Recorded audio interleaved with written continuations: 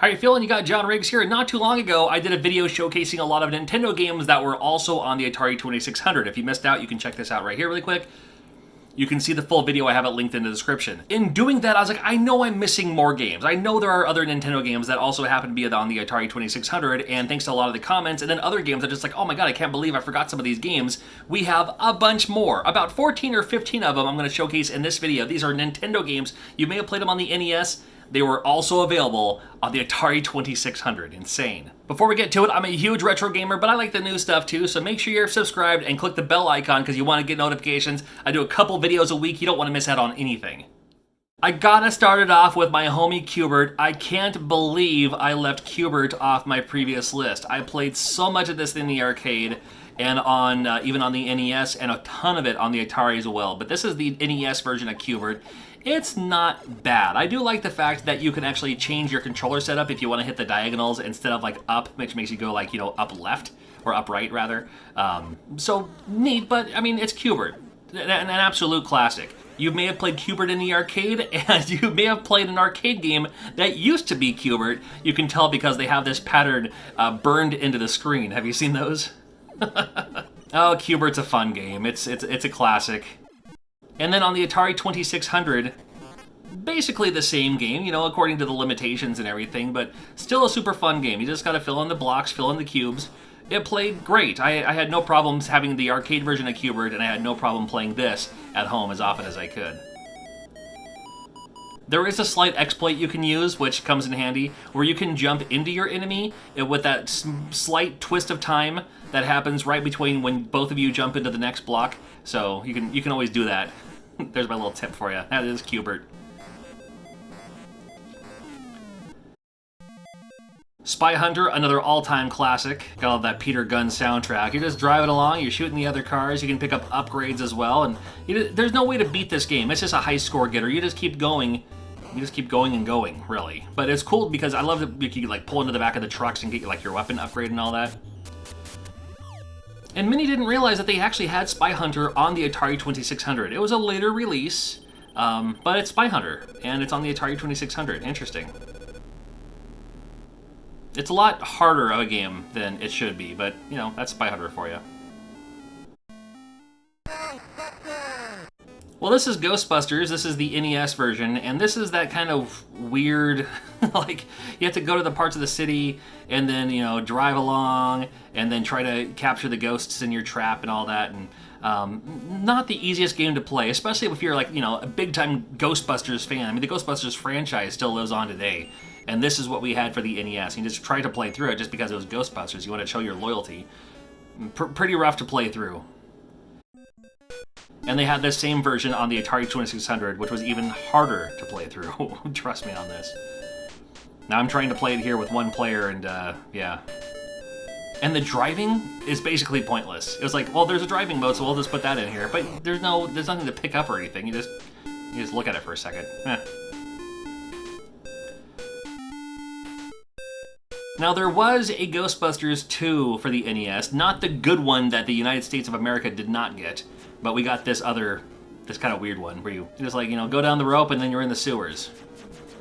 Well, there is a Ghostbusters 2 for the Atari 2600 that's just the rappelling down type thing, but I'm not going to count this. I mean, there are two Ghostbusters 2 games, not the same. That's almost like saying, well, both game systems had golf. Well, yeah, but it's not the same, right? I mean, it's golf, sure, but it's, you know what I mean. You know what I mean.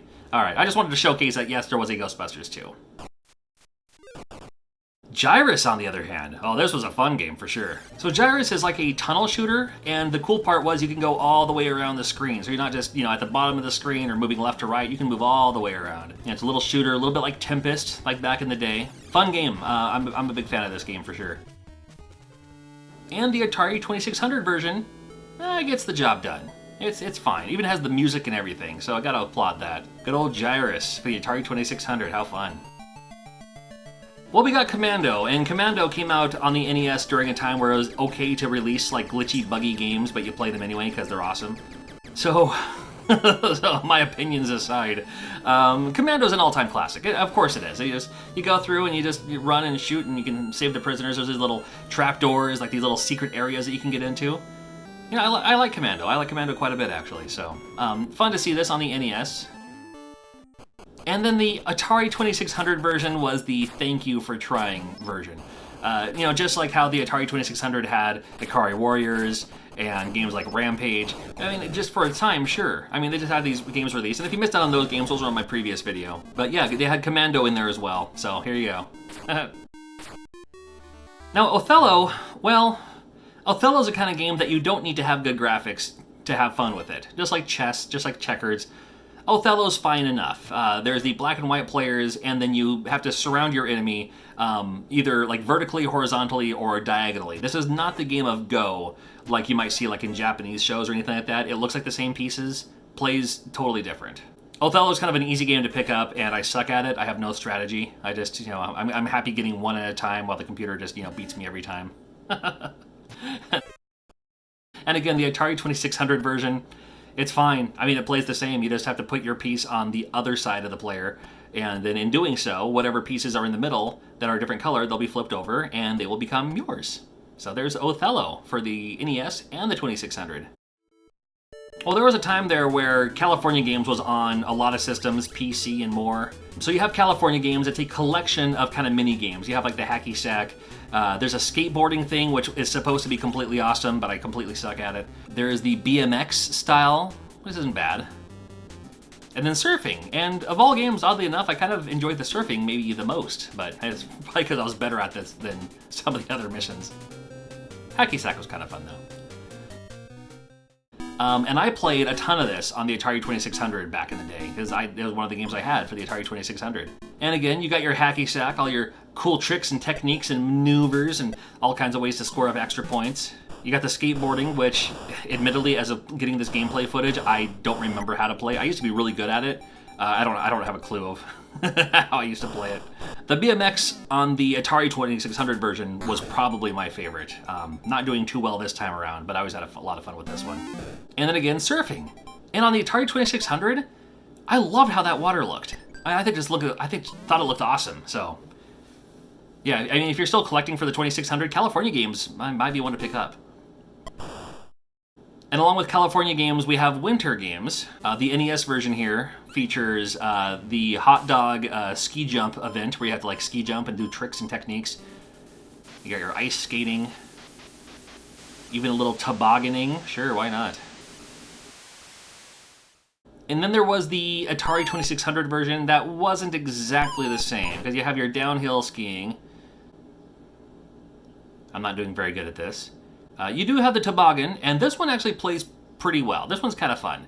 And I love how the screen turns. I thought that looked great for the 2600. And then you also had the ski jump, where you can do tricks and stuff like that. And again, I'm not too good at this one. There's no moon gravity for me, or no always land like there's in the Tony Hawk games, so gotta pass on this one. Had Star Voyager. Star Voyager was one of those games that was kind of just, you know, kind of there on a lot of different systems.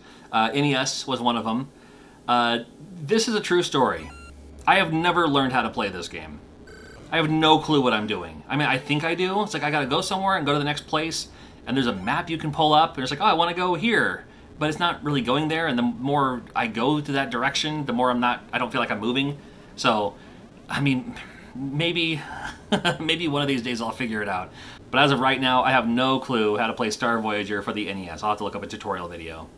Star Voyager on the 2600, however, is a lot easier, because it tells you where the ship is. You look at your little radar, you aim in that direction, you find your ship or your ships or whatever that you're shooting at, you kill them, your little wormhole warp zone portal thing pops up, and you go through it in one of the coolest ordeals that you ever saw in your life, and you move on to the next stage.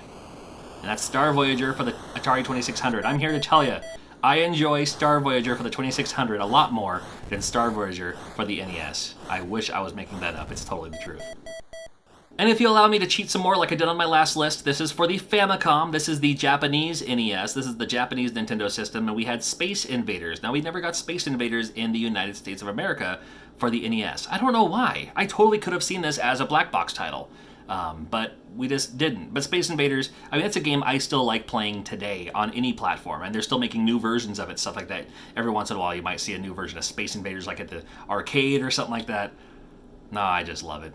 My strategy was always to shoot down the columns, so it takes them longer to shift direction and drop down and everything. So, gotta love Space Invaders, and oh my goodness, did I play it for the 2600.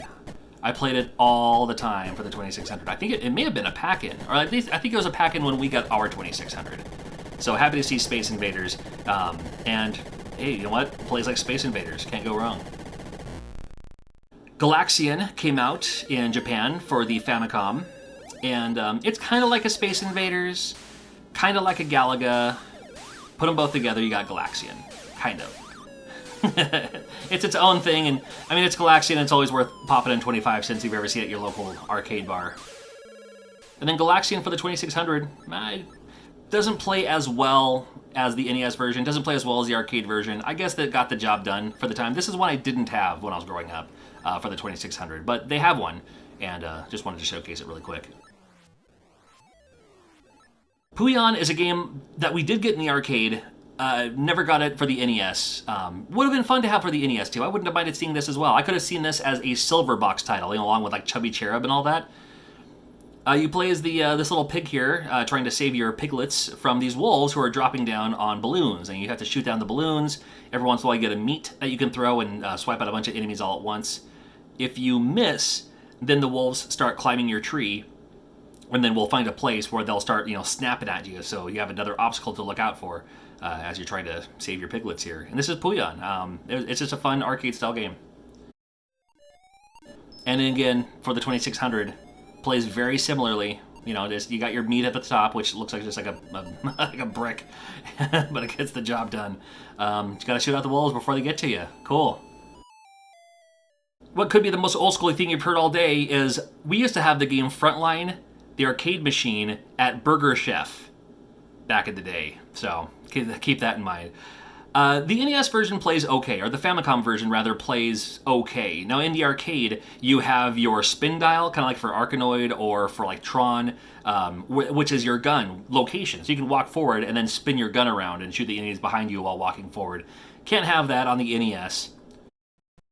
And you can't have that on the Atari 2600 either. But you can shoot and you can lob your grenades and whatever, so, you know, alright. They made a Frontline for the 2600. Crazy Climber was just one of those kind of fun, thank you for making something unique games. Hard to do on the NES. I think, correct me if I'm wrong, did it come with its own controller for the NES to help you climb? Because this D-pad is not working for this game. I can climb upward with one hand, and that's about all I can do. And this is your Atari 2600 version, which I'm actually able to play a lot easier because I can actually move where I need to go. But the gimmick behind it is you have to, like, you know, your controllers move up to grab and then push down to pull yourself up, and it's kind of like that idea. So that's, in fact, now that I think about it, Crazy Climber may have been able to play with 1 and 2 controllers and then you use both D-pads. Is that how you play the game? It may be. I have to try that one of these times. Well, after 2 of these videos, what else am I missing? Let me know in the comments below. I know that there are some homebrews out there, like there's an elevator action homebrew for the 2600. I didn't want to include the homebrews and just keep it like officially licensed. Again, make sure you're subscribed because we have a whole lot more videos coming out, especially for this Must Play series, where we cover a whole lot of great games that not a lot of people are talking about for individual specific systems. There's always new videos coming out. We do at least 2 videos a week. Thank you so much, and I'll see you very soon.